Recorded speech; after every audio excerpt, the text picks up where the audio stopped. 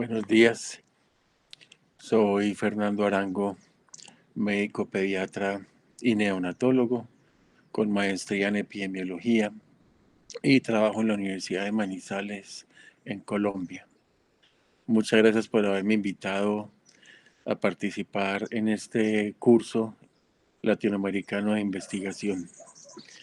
El tema que me competió es cómo escribir el protocolo de investigación. Un protocolo de investigación es un compromiso escrito mediante el cual el investigador presenta de una manera breve, lo más breve posible, clara y estructurada, todos los elementos que tienen que ver con el problema de investigación y cómo es que va a desarrollar la investigación que él propone. Cuando presentamos un protocolo de investigación ante un comité de ética y ante un comité de investigaciones, tenemos que vender un proyecto. Y los invito a que vean las conferencias de TED, que son conferencias de pocos minutos, en donde de una manera magistral las personas que están hablando ahí venden un proyecto, venden una idea. Entonces nosotros tenemos usualmente solamente 10 minutos cuando presentamos nuestro protocolo de investigación, en los cuales tenemos que demostrar la importancia de llevar a cabo esa investigación y que nosotros somos capaces de hacerla. El derrotero que a continuación voy a seguir es el que nos propone a nosotros lo que conocíamos hasta hace poco como Colciencias y que en la actualidad se llama Ministerio de Ciencias en Colombia. Cuando presentamos un protocolo de investigación a una convocatoria de ellos, entonces tenemos que describir nuestro protocolo siguiendo este derrotero, que tiene 4 partes. Primero es la identificación del proyecto. Segundo, las generalidades y antecedentes del proyecto. Tercero, identificar las entidades participantes en el mismo. Y finalmente está el componente técnico, que este es el cuerpo de lo que siempre hemos conocido como un protocolo de investigación. Entonces, la primera parte es identificar el proyecto, que tiene estos componentes: el título, área de conocimiento, temática del proyecto, categoría del proyecto, el grupo proponente, la duración del proyecto y el lugar donde se va a ejecutar. En cuanto al título, usualmente ese es el primer contacto que va a tener un lector, un revisor de nuestro protocolo de investigación, y por lo tanto debe ser atrayente, lo debe de interesar y al mismo tiempo informar. Debe ser un título corto y claro y debe tener un marco espacial y temporal. El área del conocimiento, nuestro Ministerio de Ciencias los tiene en estas categorías o estas áreas: ciencias agrícolas, sociales, humanidades, ciencias naturales, ingeniería y tecnología, y ciencias médicas y de la salud, en el que va a ser esa nuestra área usualmente.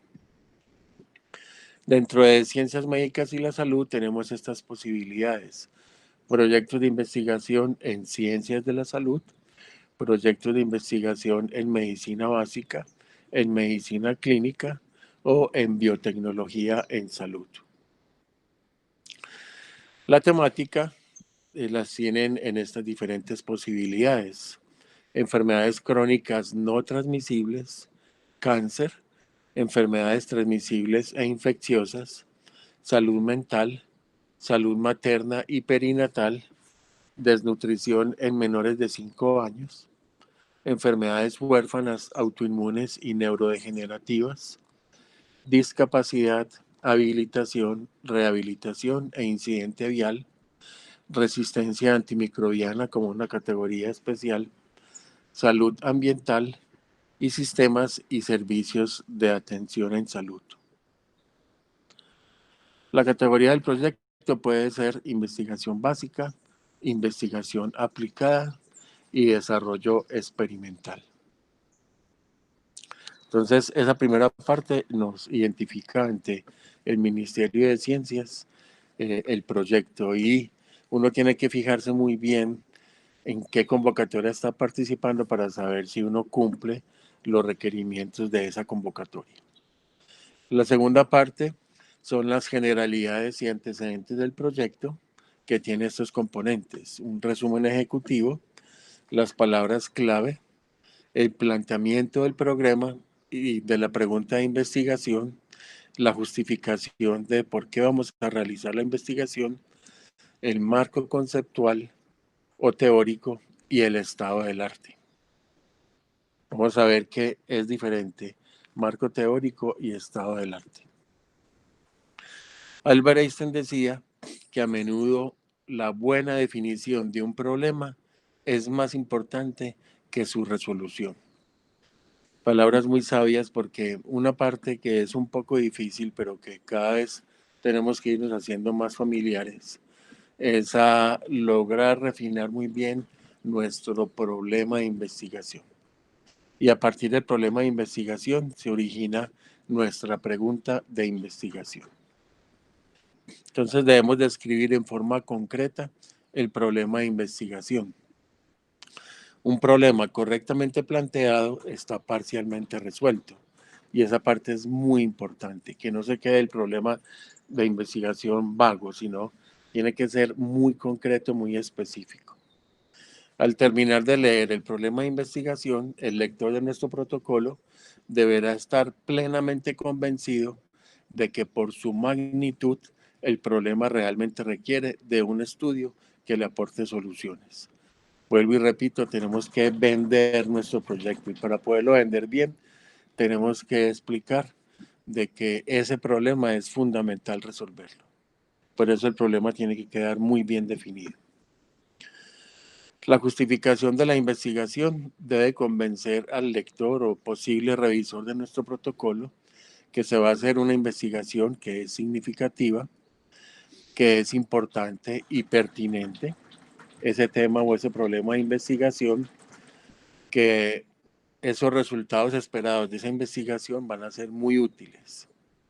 Entonces tenemos que tratar de responder, cuando estemos redactando nuestra justificación, por qué es conveniente realizar la investigación, qué va a aportar de nuevo, quiénes se van a beneficiar, de qué manera. Y debemos sustentar que el problema es significativo, pertinente, factible y viable. Ahora les decía que marco teórico es diferente a estado del arte, y usualmente las personas tienden a confundirlas. El marco teórico es la integración del tema de investigación con las teorías, enfoques teóricos, estudios y antecedentes en general que se refieren al problema de investigación. Y el estado del arte es la base teórica sobre la cual se va a sustentar nuestro proyecto de investigación. Entonces veamos con un ejemplo que es diferente: marco teórico y estado del arte. Esto es un marco teórico.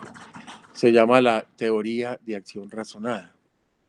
Y es que cuando nosotros vamos a llevar a cabo una acción o una conducta, hay varias cosas que nos preceden, así ocurran en milésimas de segundo.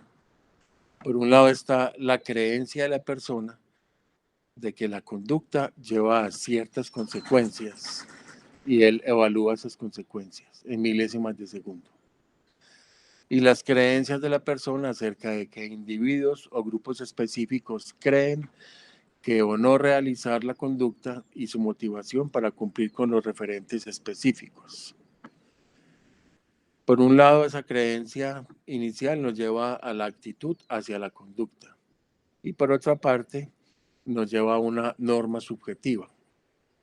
Además, existe la importancia relativa de las consideraciones normativa y actitudinal.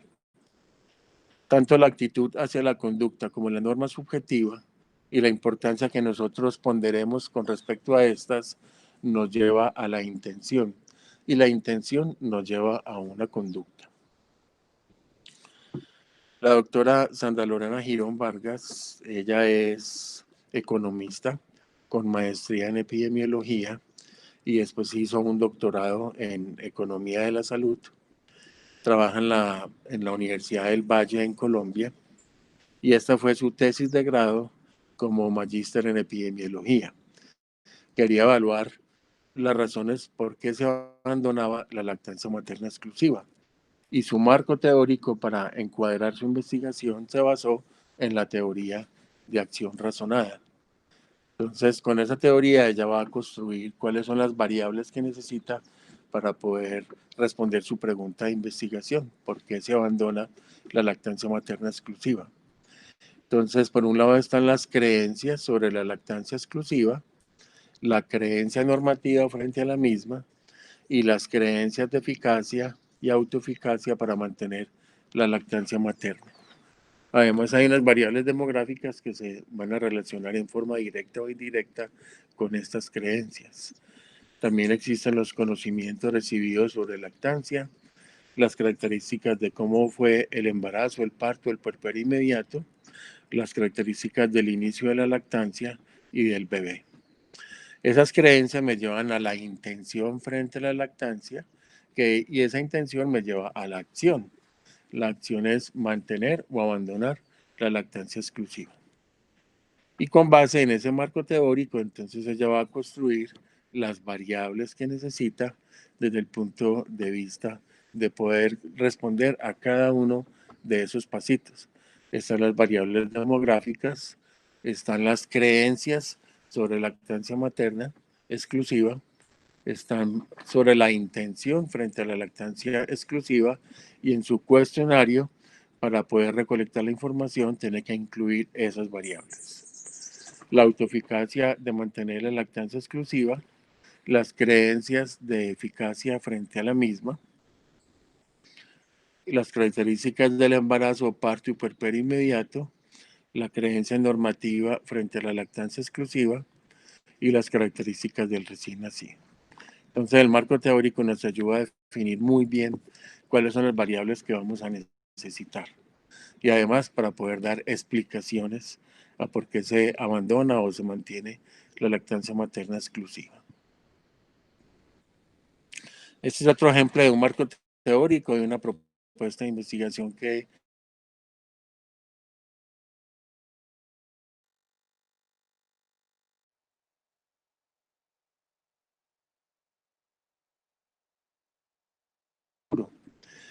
entonces tenemos lo que se conoce hasta el momento de factores de riesgo con respecto a estilos de vida, demográficas, variables socioeconómicas, antecedentes obstétricos, el estado nutricional materno, los cuidados durante la gestación, las comorbilidades infecciosas durante la misma y las comorbilidades no infecciosas. Pero estaba también si las pendiente. Esto puede ser otro ejemplo de que es un marco teórico. A diferencia del estado del arte, que el estado del arte es tratar de resumir todo lo que se ha escrito acerca de nuestro problema de investigación o nuestro objeto de estudio. ¿Qué sabemos del tema? ¿Qué estudios se han realizado con relación al mismo? ¿Y desde qué perspectivas se han abordado? Además, el estado del arte es una sustentación teórica de ese problema de investigación. Tiene unas funciones. Entonces, una primera función es delimitar el área de investigación. Sugerir guías, áreas, nichos o líneas de investigación, hacer un compendio de conocimientos existentes en el área que vamos a investigar, expresar posiciones teóricas generales, postulados y marcos de referencia. Nos ayuda además a prevenir errores que se han cometido en otros estudios, nos orienta sobre cómo habrá que llevarse a cabo el estudio, nos amplía el horizonte del estudio y guía al investigador para que éste se centre en su problema de investigación, evitando así posibles desviaciones de su planteamiento original. Además, provee un marco de referencia para interpretar los resultados del estudio y tratar de, cuando hagamos la discusión, de contrastar nuestros resultados con lo que se ha publicado previamente. Entonces, no confundir marco teórico con estado del arte. Tercer componente de nuestro protocolo de investigación, según nuestro Ministerio de Ciencias en Colombia, es identificar las entidades participantes. Y entonces siempre va a haber un ejecutor y a veces puede o no haber coejecutor o coejecutores y entidad o entidades colaboradoras. El ejecutor es una entidad, centro o instituto de investigación al cual está adscrito el grupo proponente y es responsable técnica y financieramente de llevar a cabo el cumplimiento de los objetivos y resultados planteamientos para el proyecto. Además, esto es muy serio porque en el caso del Ministerio de Ciencia son recursos públicos, entonces nos van a estar auditando cuando ganamos una convocatoria y nuestro proyecto empieza a realizarse, nos van a estar auditando de que el proyecto se esté realizando como nosotros nos comprometimos y que desde el punto de vista técnico y financiero estamos cumpliendo con cada uno de los pasos a los cuales nos comprometimos. Un coejecutor es una entidad, centro o instituto de investigación que participa en forma directa con el cumplimiento de los objetivos y resultados planteados, pero que está bajo la coordinación directa o indirecta del ejecutor. Además, los coejecutores realizan aportes de contrapartida para poder llevar a cabo el proyecto, mientras que una entidad colaboradora es igual, pero no realiza aportes de contrapartida ni puede ser financiada con recursos del proyecto. Simplemente colaboran con la investigación. Finalmente está el componente técnico, que este sí es, como todos hemos conocido, nuestro cuerpo del protocolo de investigación, que tiene estos componentes: objetivos, el general y los específicos, metodología, resultados esperados, productos esperados, los posibles evaluadores, impacto ambiental, los impactos esperados a partir del uso de los resultados, la bibliografía y el cronograma y presupuesto de investigación. Los objetivos, ellos surgen del problema a investigar y nos definen los alcances que tendrá el estudio. Hay que tener muy en cuenta que el objetivo general, la pregunta de investigación y la hipótesis tienen que estar íntimamente relacionados y tienen que ser coherentes entre sí. La evaluación de una investigación, cuando nosotros pasamos nuestro protocolo de investigación a una convocatoria y quienes van a evaluar nuestro proyecto, o si es una investigación para un grado de pregrado o para un grado de una especialización o una maestría en el campo de nosotros los médicos. Entonces, quienes nos van a evaluar el proyecto, ellos nos lo van a evaluar con base en los objetivos propuestos. Y los objetivos van a estar íntimamente relacionados con los resultados que pretendemos obtener. Entonces, el objetivo general tiene que tener un enunciado claro y preciso de las metas que se persiguen en la investigación.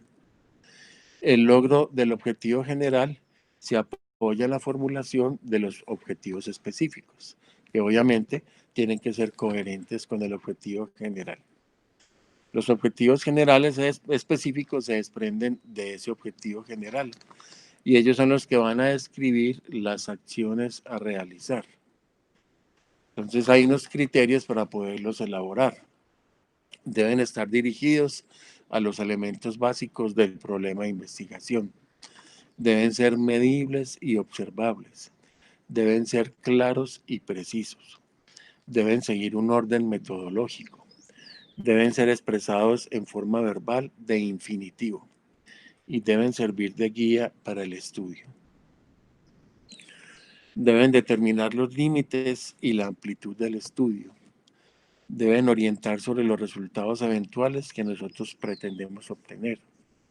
Deben determinar las etapas del proceso de la investigación a realizar. Por lo tanto, hay que redactarlos en forma ordenada. Deben ser formulados en términos operativos, especificando con exactitud lo que se va a hacer y para qué fin, y deben ser realistas de acuerdo con las condiciones locales donde vamos a ejecutar nuestro proyecto de investigación. Entonces los objetivos se van a redactar como una proposición gramatical que tiene sujeto, verbo en forma de modo infinitivo y complemento, que es el contexto en el que se va a ejecutar la acción. Pues, por favor, cuando redacten sus objetivos, por favor, no utilicen estos verbos: sensibilizar, concientizar, optimizar, apreciar, comprender, estudiar, analizar, capacitar. Se recomiendan utilizar estos: determinar, comparar, verificar, calcular, describir, establecer. Verbos que no se recomiendan utilizar y los que sí vamos a utilizar para la redacción de nuestros objetivos. Entonces les traje un ejemplo de cómo redactar bien unos objetivos, el general y los específicos. Y esta fue una investigación de tesis de maestría en epidemiología en la Universidad del Valle, donde quien la realizó redactó así sus objetivos. El objetivo general de la investigación fue determinar la prevalencia de leptospirosis humana y sus factores de riesgo en la población de Armenia Quindío. Y específicos, determinar la morbilidad a causa de leptospirosis en la población de Armenia, clasificada por estrato socioeconómico, perfiles laborales y ocupacionales, hábitos y estilos de vida. Segundo, conocer los factores de riesgo asociados con la presencia de leptospira circulante y determinar las posibles fuentes de contagio en los diferentes estratos socioeconómicos. Y por último, identificar los serobares de leptospira circulantes e infectantes en Armenia. Bien, a continuación la parte de metodología, y es la parte que usualmente ustedes deben de buscar la asesoría de un epidemiólogo para que les colabore con esta parte. Entonces, en la metodología tenemos que mostrar en forma organizada y precisa cómo será alcanzado cada uno de los objetivos específicos propuestos. Debe reflejar la estructura lógica y el rigor científico del proceso de investigación, empezando por la elección de un enfoque metodológico específico, es decir, un diseño de investigación específico, y finalizando con la forma como vamos a analizar, interpretar y presentar nuestros resultados. En la metodología deben detallarse los procedimientos, técnicas, actividades y demás estrategias metodológicas requeridas para la investigación, y deberá indicarse el proceso a seguir en la recolección de la información, así como la organización, sistematización y análisis de los datos.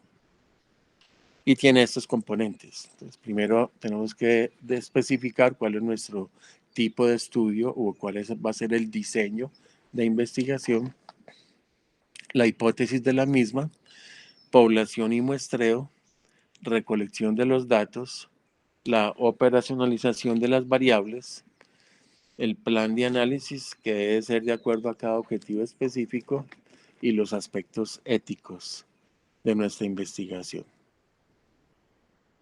Con respecto al tipo de estudio, entonces esta es la clasificación. Hay muchas clasificaciones de los diseños de investigación. Esta es de elaboración propia, no es acá de ningún texto, sino de las lecturas que he hecho. Es como concibo yo como organizar los diferentes diseños, y hay investigación clínica e investigación básica. Y la investigación clínica nosotros la vamos a dividir en cualitativa y cuantitativa. Cualitativa, para la cual yo no tengo experiencia, pero que admiro y me gusta mucho, porque pienso que no riñe con la investigación cuantitativa, sino que por el contrario se complementan. Además, hay muchas preguntas de investigación que nosotros no podemos responder desde el punto de vista cuantitativo, sino desde el punto de vista cualitativo, y ahí tendremos que buscar expertos en este tipo de diseños. Ahí habría otras clasificaciones de investigación cualitativa. La investigación cuantitativa, que es la que más estamos acostumbrados a utilizar en el campo de la salud, entonces las podemos clasificar como estudios experimentales, cuyo único ejemplo es el ensayo clínico controlado aleatorizado, las investigaciones cuantitativas cuasi experimentales, donde tenemos los experimentos naturales, los controles históricos, los estudios post-intervención y los estudios antes y después. Los diseños observacionales, también llamados estudios epidemiológicos, que los podemos dividir en estudios descriptivos y estudios analíticos. Los estudios descriptivos tenemos como ejemplos el reporte de caso, la serie de casos y la encuesta transversal o estudio cross-seccional. Y los analíticos, vuelve a estar otra vez la encuesta transversal, porque el estudio transversal o cross-seccional puede tener un alcance simplemente descriptivo o puede ir más allá y ser un estudio analítico. Cuando hablamos de analíticos es porque tenemos grupos con los cuales comparar. No solamente describir lo que pasa en un grupo, sino compararlo con otro o más grupos. Y tenemos entonces de estudios analíticos la encuesta transversal, también se llaman estudios de prevalencia o cross-seccional, los estudios de casos y controles y los estudios de cohorte. También estarían las investigaciones cuantitativas de concordancia, que se dividen en estudios de concordancia propiamente dichos y los estudios de correlación. Los estudios de pruebas diagnósticas, que les podemos clasificar en estudios de precisión diagnóstica y en estudios de correlación y acuerdo. De confiabilidad y acuerdo, perdón. Las evaluaciones económicas, que los podemos clasificar en estudios de costo, efectividad, costo-beneficio y costo-utilidad. Y finalmente están las investigaciones cuantitativas secundarias o integrativas, donde tenemos dos ejemplos, las revisiones sistemáticas y los análisis de decisión. Según la pregunta de investigación que tengamos, tenemos que escoger uno de esos diseños que están específicamente diseñados para ese tipo de preguntas. Además, les recomiendo que cuando ustedes vayan a redactar la parte de metodología y en general toda la parte técnica de su protocolo de investigación, de que busquen las guías o las declaraciones que han hecho hasta el momento para poder, ellas son guías para reportar los resultados de nuestra investigación en un artículo científico, pero al mismo tiempo nos sirven para guiarnos cómo tenemos que diseñar la investigación para que nosotros contemos con todo lo que tengamos ahí. Entonces, si ustedes van a hacer un ensayo clínico controlado, entonces vamos a recurrir a las guías Consort 2010. Si es un estudio observacional, entonces van a recurrir a la declaración STROP. Si es una revisión sistemática, a Prisma. Si van a hacer un estudio de precisión de pruebas diagnósticas, las guías START. Y además existe la herramienta QUADAS, que va en la segunda versión. O si es un estudio de confiabilidad de pruebas diagnósticas y acuerdo entre ellas, la herramienta QUARE. Y les recomiendo que visiten entonces la red Ecuador, que es la que se encarga de mantener todas esas guías en un solo sitio. Entonces, esa es la dirección electrónica www.equator-network.org. Y esa Ecuador es simplemente un acrónimo de aumentar la calidad y transparencia de la investigación en salud. Ese es el acrónimo Ecuador. Y porque cada una de esas guías y declaraciones según los tipos de estudio, al mismo tiempo son acrónimos. Entonces, es un buen sitio para que ustedes bajen de ahí las guías. Muchos de ustedes las conocen. Si no las conocen, los invito a que los visiten. Después de que digamos cuál es el tipo de estudio, entonces viene la hipótesis de investigación.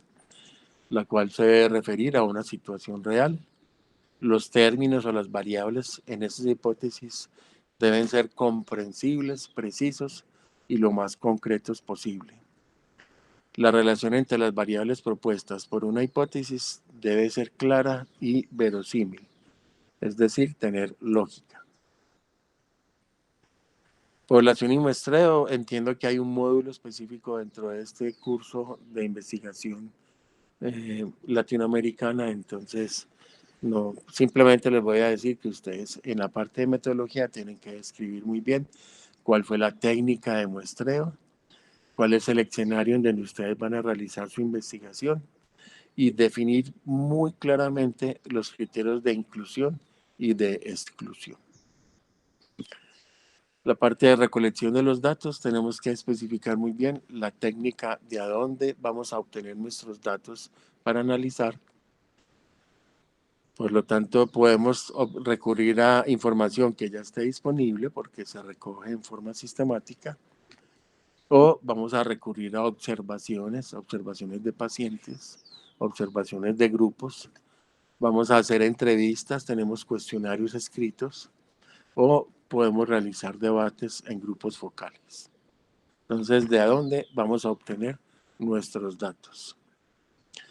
Y las variables, entonces tenemos que hacer este cuadro que se conoce como la operacionalización de las variables, donde cada una de las variables la tenemos que definir operacionalmente y especificar cuál es su escala de medición en cuanto al tipo, si es una variable cualitativa o cuantitativa, y en cuanto al nivel de medición y los valores posibles con los cuales nos podemos encontrar. El plan de análisis, esta parte siempre nos da trabajo a todos. Si en el grupo de investigación hay bioestadísticos, es magnífico, porque nos ayudan mucho para esta parte. En el plan de análisis nosotros tenemos que redactar cuáles son las pruebas estadísticas pertinentes para poder analizar esos datos. Y es muy importante que ese plan de análisis vaya acorde con los objetivos específicos, porque recuerden que los objetivos deben ser medibles, se les puede hacer seguimiento, y entonces es con el plan de análisis que vamos a cumplir con esos objetivos específicos. Les traje un ejemplo.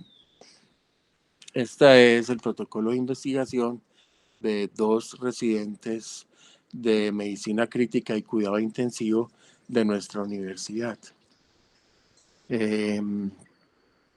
El protocolo de investigación lo tenemos listo y ya lo íbamos a presentar ante el Comité de Investigaciones y de Ética del Hospital de Caldas, pero empezó el confinamiento por la pandemia, entonces en este momento lo tenemos en stand-by hasta que podamos presentarlo, pero ya lo tenemos listo.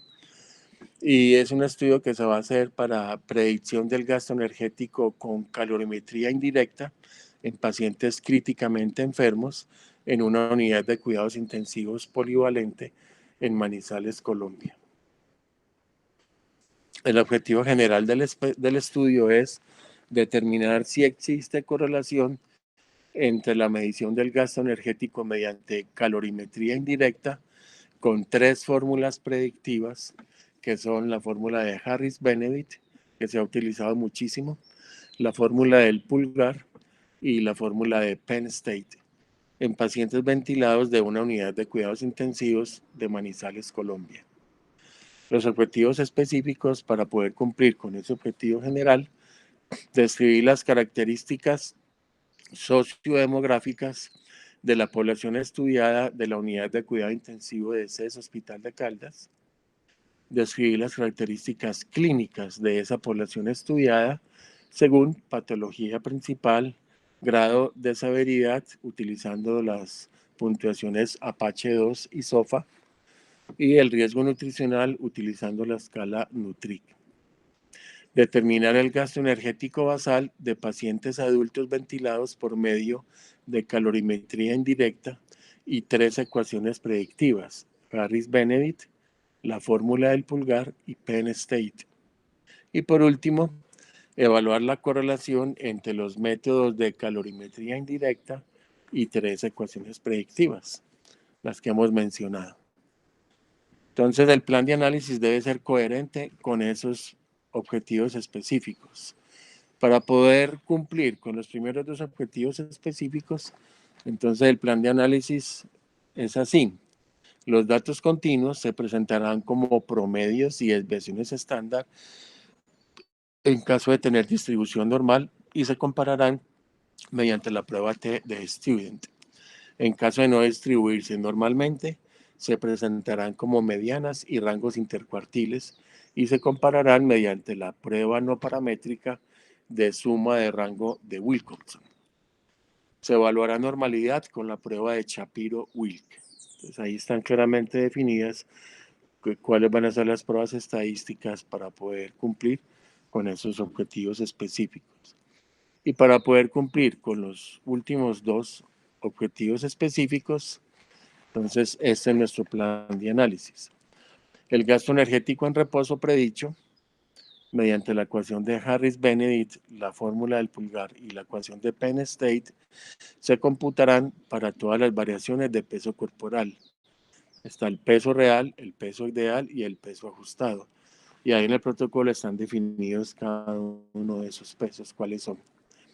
El desempeño relativo de las mediciones de gasto energético en reposo predichas, comparado con el gasto energético en reposo medido, se resumirá utilizando la razón de medición predicha en el numerador con el gasto energético en reposo medido por calorimetría indirecta en el denominador.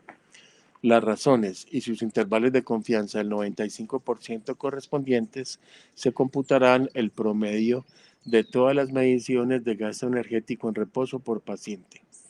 Una razón menor de 1 indicará subestimación del gasto energético en reposo, mientras que mayor de 1 va a ser tenida como sobreestimación de este. La precisión dentro del 10% del gasto energético en reposo medido se determinará al cuantificar el porcentaje de casos en el que la razón se encuentre dentro de ese estrecho límite de esa razón entre 0,9 y 1,1. Ahí se va a tener como más o menos preciso, ¿cierto? Un 10% de precisión.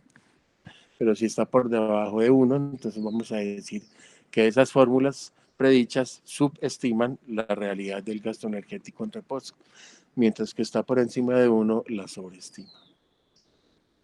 Además, se utilizará chi cuadrado para evaluar las diferencias en la tasa de exactitud de las mediciones. Se utilizará análisis de varianza de una vía para comparar las diferencias entre gasto energético en reposo medido por calorimetría, gasto energético predicho por las ecuaciones, por cada una de esas ecuaciones según peso real, peso ideal y peso ajustado. Y se establecerá un nivel de significancia estadística menor de 0,05.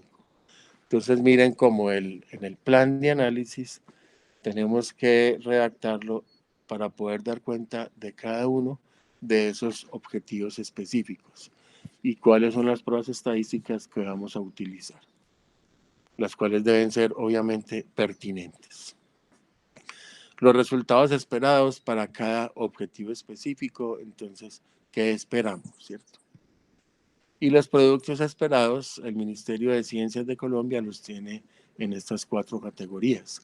Hay productos de fortalecimiento a la comunidad científica, productos de apropiación social del conocimiento, generación de nuevo conocimiento y desarrollo tecnológico e innovación.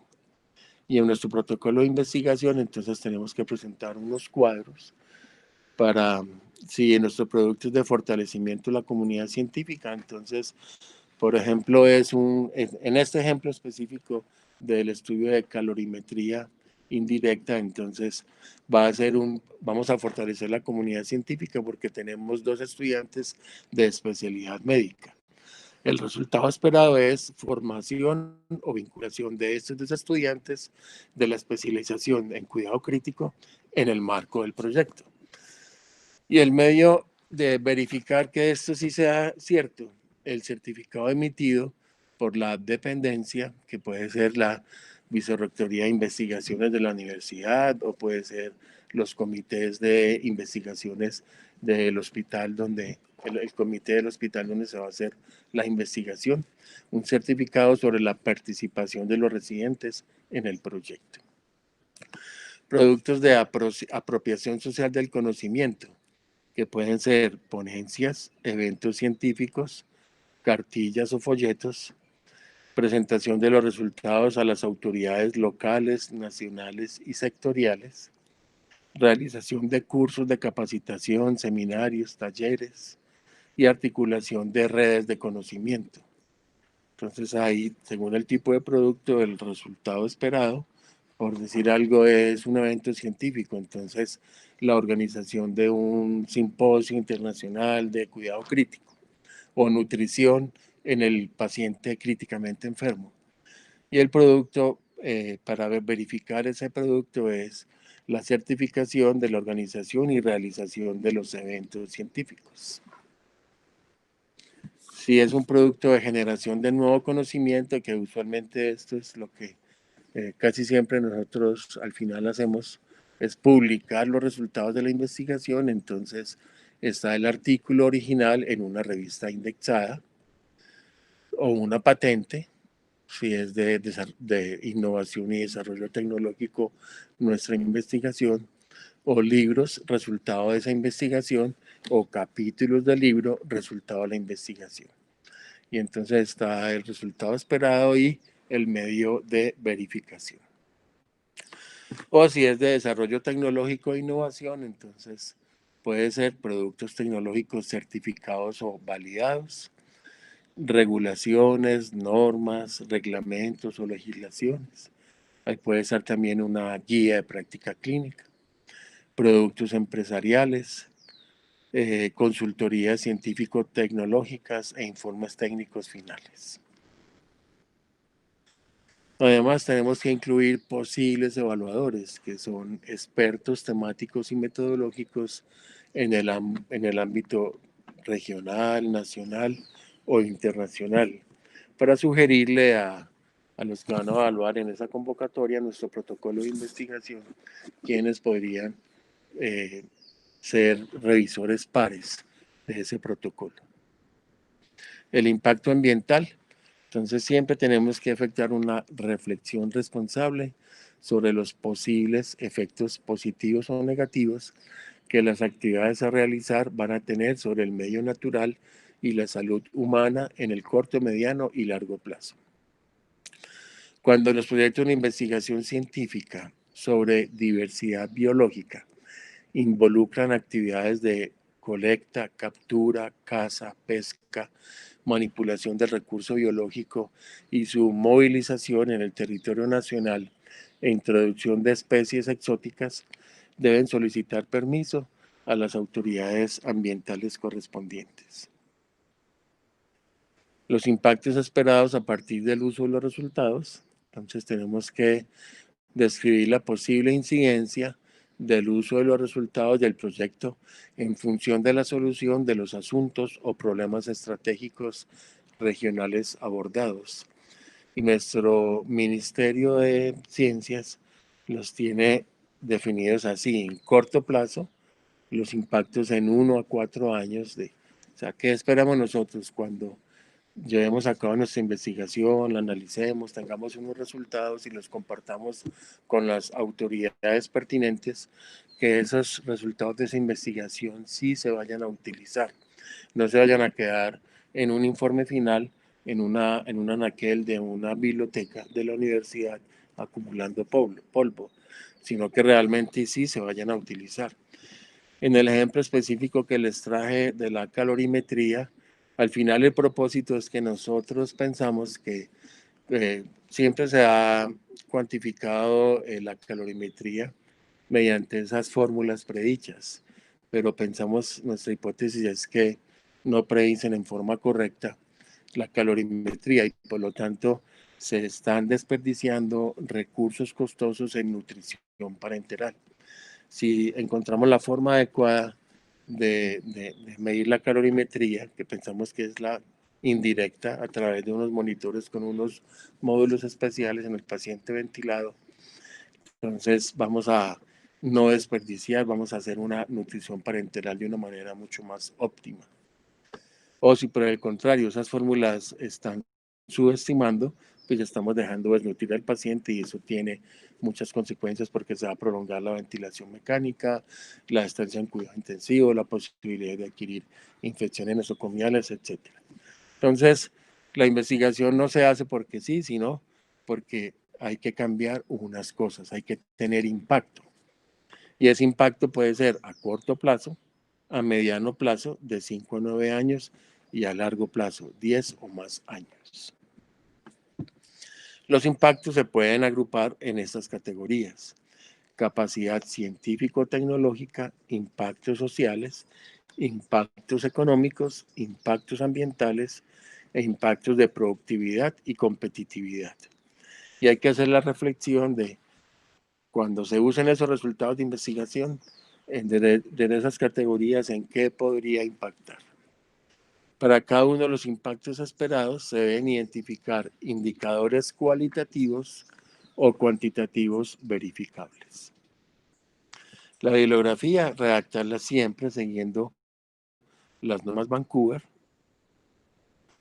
El cronograma es la planificación de las actividades a realizar de acuerdo con el tiempo que se va a emplear. Es como, así como el protocolo es en general una carta de navegación, el cronograma es la manera como nosotros podemos auditar que esa investigación esté bien planeada y que se esté llevando a cabo, porque nosotros podemos controlar cómo vamos en nuestro proyecto. Es una ayuda visual importante para supervisar las actividades de la investigación. Sirve de apoyo para la evaluación sobre la marcha de la investigación y localizar las dificultades en su ejecución. Este es el cronograma del ejemplo que les traje, el estudio de calorimetría, que tiene unas actividades. El diseño del protocolo nos tardó unos cuantos meses. La presentación del protocolo en la universidad, los ajustes del protocolo, y ya íbamos a empezar con la parte de recolección de los datos, pero antes de esto lo teníamos que presentar al comité, pero se nos alteró el cronograma por culpa de la pandemia. El análisis de la información, la elaboración del informe final, la presentación ante las autoridades del hospital, de la universidad, y al final está la escritura del artículo científico para publicación. Obviamente le tenemos que hacer algunos ajustes cuando podamos volver a reiniciar nuestras labores. El presupuesto, finalmente, en la parte del cuerpo de nuestro protocolo de investigación, del componente técnico. Entonces, es qué recursos requerimos, de cuánto disponemos y quién pueden financiar. Nos tenemos que asegurar que ese presupuesto solicitado no exceda los límites de financiación de esa agencia financiadora. Entonces, cuando participamos en una convocatoria de investigación, siempre tenemos que fijarnos muy bien cuál es el monto máximo que nos pueden financiar y ajustar el presupuesto con base a ese monto máximo. Cada agencia donante tiene sus propias reglas para financiar los distintos rubros de un presupuesto. Nuestro Ministerio de Ciencias entonces nos tiene este modelo, pero ustedes tienen que fijarse muy bien si en la universidad a la cual ustedes van a participar en la convocatoria o la ONG o el Ministerio de Ciencias de sus países, cuál es la forma en que hay que presentar el presupuesto. Esto es como se presenta ante el Ministerio de Ciencias en Colombia. Entonces, hay unos rubros de personal, viajes, salidas de campo, publicaciones y material bibliográfico. Hay una parte que es financiada por Colciencias y otra parte es por contrapartida. Contrapartida es porque a la universidad a la cual estamos inserto, nuestro grupo de investigación, ellos también ponen una parte que puede ser en dinero, puede ser en tiempo, en recurso humano, en prestar laboratorios, en prestar equipos, computadores, etc. Describir los gastos del personal. Entonces, hay que colocar el nombre de cada uno de los investigadores, expertos o auxiliares de investigación, cuál es su formación académica, qué función tiene dentro del proyecto, cuántas horas semanales va a dedicar dentro del mismo y de esos recursos, entonces, ¿qué parte va a financiar Colciencias? ¿Cuál va a financiar nuestra entidad a la que pertenecemos, nuestra universidad? Y otras fuentes de ingresos. Viajes, si hay viajes, entonces describir y justificar los viajes. Y finalmente las salidas de campo y las publicaciones y material bibliográfico. Entonces, esto es lo que yo les tenía para decir de cómo redactar un protocolo de investigación. Cada universidad tiene un manual donde es la forma en que ellos lo proponen. Esta es la forma como lo propone nuestro Ministerio de Ciencias, y aquí por lo menos en Colombia la mayoría de universidades se han acogido, se han adaptado a esta forma de presentar el protocolo de investigación. Les agradezco enormemente de nuevo la invitación a haber sido partícipe en esta excelente idea de curso latinoamericano de investigación biomédica. Muchas gracias por la atención.